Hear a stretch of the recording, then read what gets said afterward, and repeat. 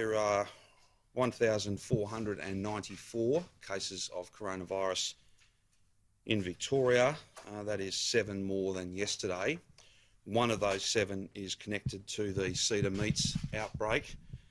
4 are connected to overseas travel. They are return travellers, and 2 of those cases are still being investigated.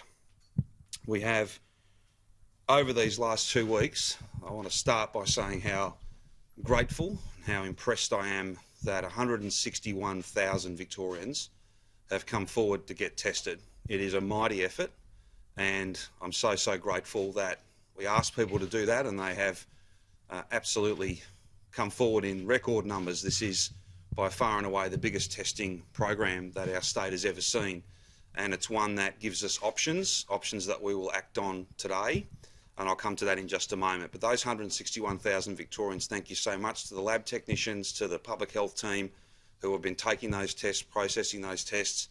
We now have 141,000 of those 161,000 tests processed, and we can say that there are 30 cases that we simply didn't know about before those tests were conducted. They're not connected to an outbreak, they're not connected to overseas travel.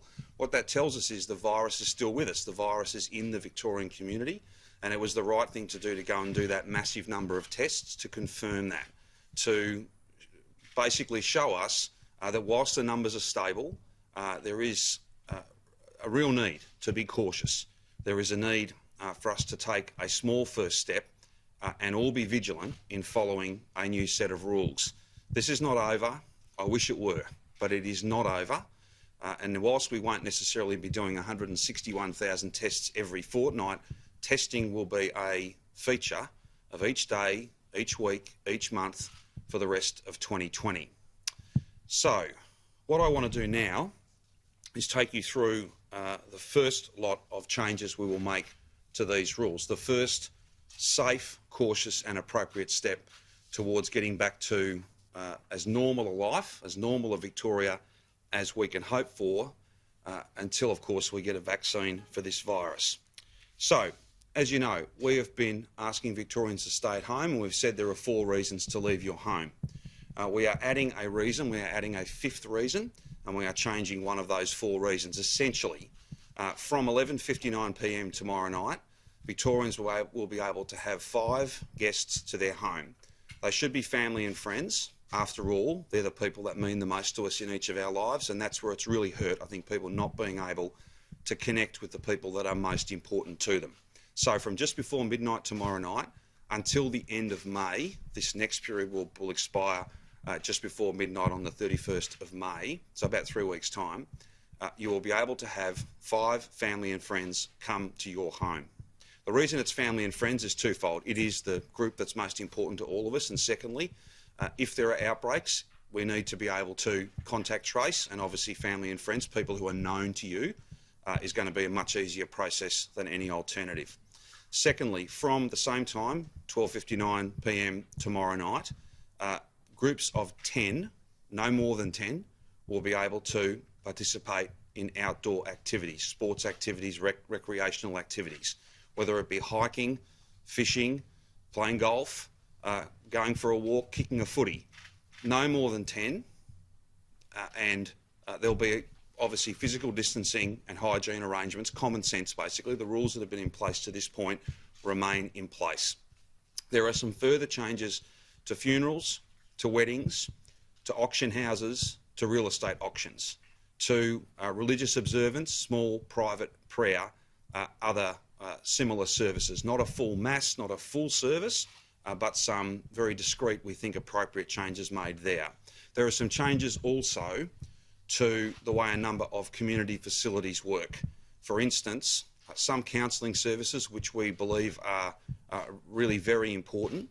Some council facilities, community centres and the like run things like Alcoholics Anonymous meetings, things of that nature, counselling and other really integral and important community meetings. They will be allowed, but again, no more than 10, and there will be physical distancing and all of those other usual arrangements. Nothing changes there.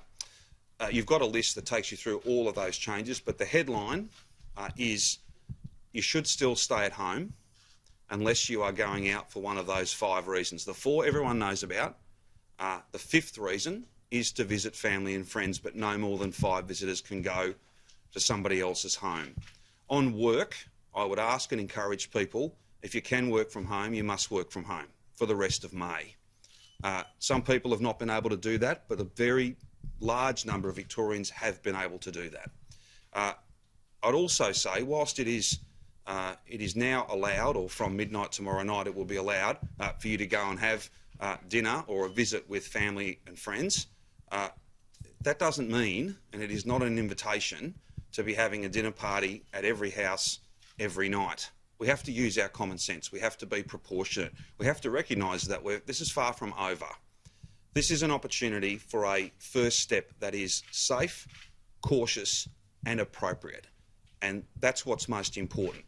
Now, just finally, before I ask Jenny to add to my comments, and then we'll take any questions you have, all 3 of us are happy to answer any questions that you have. I want to speak a little bit for a moment about schools. We have been doing a power of work, and we're very close to finalising a plan to see face-to-face learning return before the end of term 2. As you know, we had, for the purposes of certainty, said to parents right across the state that they should plan and assume that that learning from home would continue for the entirety of term 2. We now believe that a gradual, staged return to face-to-face learning is safe, cautious and appropriate given the testing we've done and the circumstances we face.